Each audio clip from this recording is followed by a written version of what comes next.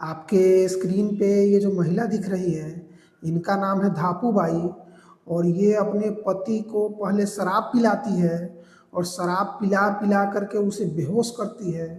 उसके बाद तलवार से उसके बॉडी के 4 टुकड़े करती है और पेट्रोल छिड़क करके उसमें आग लगा देती है और अपने ही बॉयफ्रेंड के खेत में उसे दफना देती है।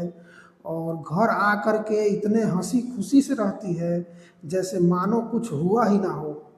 पूरी कहानी मध्य प्रदेश के मंदसौर की है, जहाँ 15 वर्ष पहले धापूबाई और धनराज एक मेले में मिलते हैं और ये दोनों में प्यार होता है। उसके बाद ये दोनों शादी कर लेते हैं और शादी के कुछ दिन बाद इन दोनों का एक लड़का और एक लड़की भी जन्म लेती है और पूरा परिवार हंसी खुशी रह रहा होता है।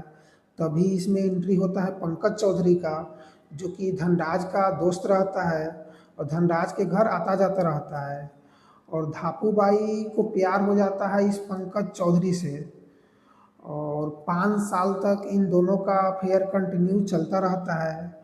और धीरे धीरे गांव समाज को इस बात का भनक लगता है, धनराज को इस बात का भनक लगता है। उसके बाद धनराज अपने पत्नी धापूबाई को समझाते हैं कि ये सब गलत है, लेकिन धापूबाई इस बात को नहीं समझती है और धनराज को ही रास्ते से हटाने का प्लान बनाती है और इस बात को पंकज चौधरी से बताती है कि धनराज को रास्ते से हटाना है।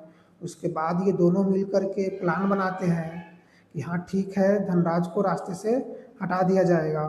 उसके बाद ये धापूबाई अपने पति धनराज को बोलती है कि चलिए कहीं बाहर से घूम कर के आते हैं और पंकज चौधरी अपने बाइक पे बैठा कर के ले जाएंगे और हम दोनों को घर पे छोड़ भी देंगे। तो ये धनराज बोलते हैं कि हाँ ठीक है, चला जाएगा। और 10 अप्रैल के दिन ये तीनों बाइक पे बैठते हैं और घर से निकलते हैं। और घर से निकलते हुए धनराज के जो लड़की रहती है वो देखती है और धनराज के ही एक चचेरी बहन रहती है, वो इन तीनों को बाइक पे बैठ कर के जाते हुए देखती है। और ये तीनों बाइक पे बैठ के घर से निकलते हैं और रास्ते में ही पंकज चौधरी का खलिहान पड़ता है, जहाँ ये तीनों रुकते हैं और उसके बाद शराब पीते हैं।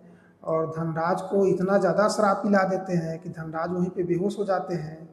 उसके बाद ये धापूबाई और पंकज दोनों मिल करके तलवार से धनराज के टुकड़े टुकड़े कर देता है और उसके बाद पेट्रोल छिड़क करके आग लगा देता है और वहीं पे ही दफना देता है।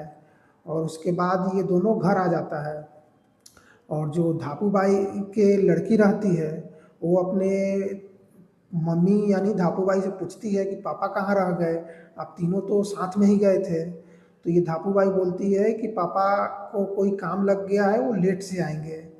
और 24 घंटे बीत जाते हैं फिर भी नहीं आते हैं। तो उसकी लड़की को थोड़ा मोड़ा शक होता है, क्योंकि पहले से तो पता रहता ही है कि पंकज और धापूबाई का अफेयर चल रहा होता है, पूरे गांव समाज को पता रहता है इस बारे में। और उसकी लड़की जा कर के उसके धनराज के जो चचेरी बहन रहती है उसको बताती है और ये दोनों जा कर के पुलिस में कंप्लेन करते हैं। उसके बाद पुलिस छानबीन करती है, जहाँ छानबीन में पुलिस को पता चलता है कि पंकज चौधरी और धापूबाई का अफेयर चल रहा है। उसके बाद ये 10 तारीख का इन तीनों का लोकेशन चेक होता है, जहाँ पुलिस को पता चलता है कि पंकज चौधरी के खलिहान में धनराज का लोकेशन बंद हुआ है। उसके बाद पुलिस पंकज चौधरी के खलिहान पे छापा मारती है और छानबीन करती है, जहाँ पुलिस को प्रतीत होता है कि मिट्टी के अंदर कुछ है।